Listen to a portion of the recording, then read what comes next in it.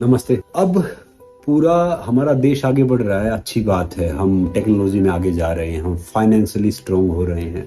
मगर मुझे वाकई बहुत बुरा लगता है कि पता नहीं हम आगे जा रहे हैं या बहुत पीछे जा रहे हैं। अभी हरियाणा चरखी दादरी में जो हुआ, एक 78 साल के बुजुर्ग जगदीश चंद्र आर्य जी और उनकी वाइफ, उनकी पत्नी भागली देवी जी ने आत्महत्या कर ली, सुसाइड कर लिया। क्यों? कि उनको है ना भरपेट रोटी नहीं मिल पा रही थी। और उनके पोते है ना, एक आईएएस है, इंजीनियर है, ये सब है। ये चरखी दादरी की बात है। ये तो एक हाई प्रोफाइल एक केस है जो पता चला, हमें अखबार में आया। ऐसे ऐसे ना ढेर सारे होते हैं। तो मैं कह रहा हूं कि ये हम क्या दे रहे हैं अपने बच्चों को, क्या सिखा रहे हैं उनको कि कौन सा अधिकारी बना रहे हैं, कौन सी बड़ी बड़ी बात कर रहे हैं। गलत है। मैं कह रहा हूं कि अपने बच्चों को वैल्यूज दो। अगर आप चाहते हो कि आपको बुढ़ापे में रोटियां मिले, वो समाज के लिए जिम्मेदार इंसान बने, तो उनको है ना वैल्यूज दो, मोरल वैल्यूज दो।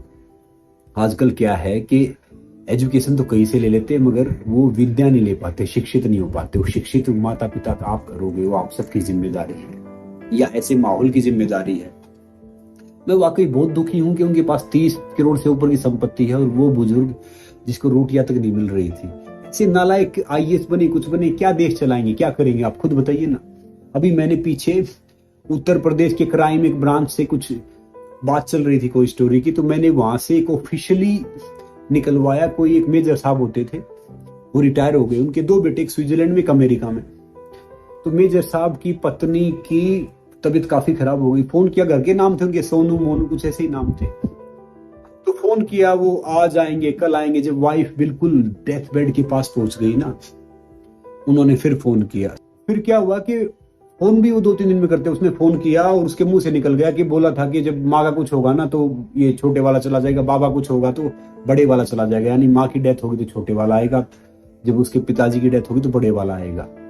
मेजर साहब है ना इतना सुन्न हो गए, उससे अपने कमरे में गए। एक चिट्ठी लिखी उन्होंने कि मैं है ना, मैं बहुत क्षमा प्रार्थी हूँ, मैं समाज को और देश को है ना सभ्य इंसान नहीं दे पाया।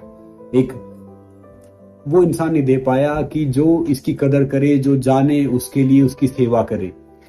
और उसने ना अपनी प्रॉपर्टी को, जो उसे काम करने वाले, जो उसके नौकर थे, सेवक थे, उनके नाम लिखी, कुछ अनाथालय में दे दी और अपने लाइसेंस के रिवॉल्वर से गोली मार के उसने सुसाइड कर लिया, आत्महत्या की।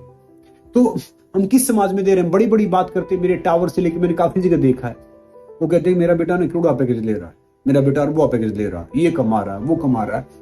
अब खुद तो बताऊं ना कि वो कौन सी पैकेज ले रहे हैं। वो टाइम पे तो आते हैं नहीं, आपको यूज करते हैं, आगे बाहर चले जाते हैं, फिर वो पढ़ते हैं। उनके साथ भी यही होना है। कहते हैं ना, लाइफ तो घूम के आनी है, एथिकल जब तक हम नहीं जिएंगे तो लाइफ का कुछ नहीं होने वाला है। अगर मैं कह रहा हूं कि आपका बेटा अगर 5,000 रुपए कमा रहा है, आपके साथ बैठे खाना खा रहा है ना, तो उससे बड़ा कोई पैकेज है ही नहीं जिंदगी का, उससे बड़ा कुछ है ही नहीं। खुद तो बताओ ना, जिंदगी कितनी है, भरोसा थोड़ी है कि किस पल जीना, क्या करना है।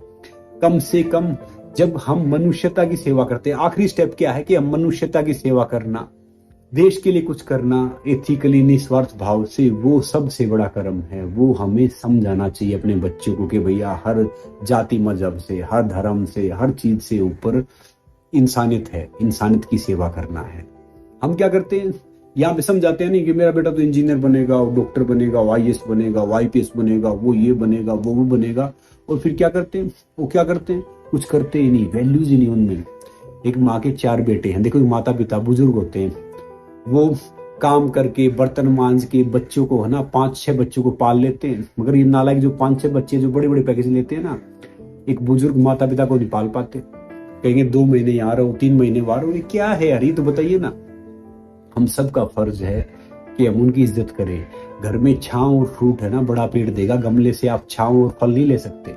ये समझाना होगा। अगर बच्चों में संस्कार देने तो उनको दादा दादी के पास छोड़ो, उनको नाना नानी के पास छोड़ो।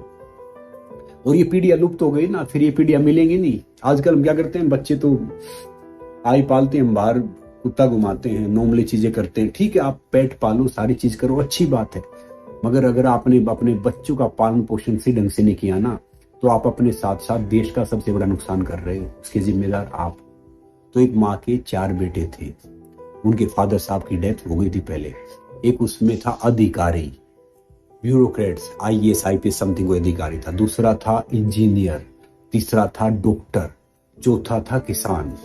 वो दीपावली पे इकट्ठे होते थे गांव में, पहले है ना वो अधिकारी आया, वो माँ एक 80 साल की जो मटका लेके आ रही है पानी का, अरे माँ तू कहाँ वो कर रही है, सब कर रही है, मेरे पास इतने हम लगा दूंगा, मैं वो लगा दूंगा करके गाड़ी से शीशा उतारा, चला गया आगे। दूसरा आया इंजीनियर, अरे माँ तू क्या कर रही है, मेरे पास तो इतने आदमी काम करते हैं, मैं लगा दूंगा, चला गया।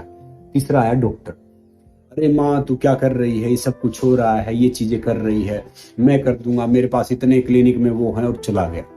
चौथा जो किसान था ना वो आया, उसने पहले चारे का गट्ठड़ ले रखा, उसने कहा हे माँ तू तो बहुत परेशान हो गई, इतनी उम्र में मत क्या करना, मना करता हूँ। उसने वो गट्ठड़े का हाथ से पकड़ा, मटका यहाँ पे रखा, वो माँ को लेके आया। बताओ इन चारों में से पढ़ा लिखा कौन है? वो किसान पढ़ा लिखा। पढ़ाई लिखाई एजुकेशन से नहीं होती, पढ़ाई लिखाई होती है कि आप सोचते कैसे हो अपने माता पिता के लिए, नेचर के लिए, समाज के लिए, देश के लिए, प्रकृति के लिए, किस तरह सोचते हो। और हम सोचते हैं कि भैया नहीं, हमने बड़ी सी टी शर्ट पहनी, बड़ा सा वो पहना, हम हो गए भैया, ये सब बन गए। एक है ना जो हमारी माँ है, जो माता पिता बुजुर्ग है, जो धोती कुर्ता पहनते हैं, हम है ना उनको जेंटलमैन नहीं मानते, उनको पढ़े लिखे नहीं मानेंगे। जो एक रिसेप्शन पे कोई लड़का लड़की इंग्लिश बोलेंगे ना, हम बोलेंगे ये पढ़े लिखे, उनकी उसमें जाएंगे।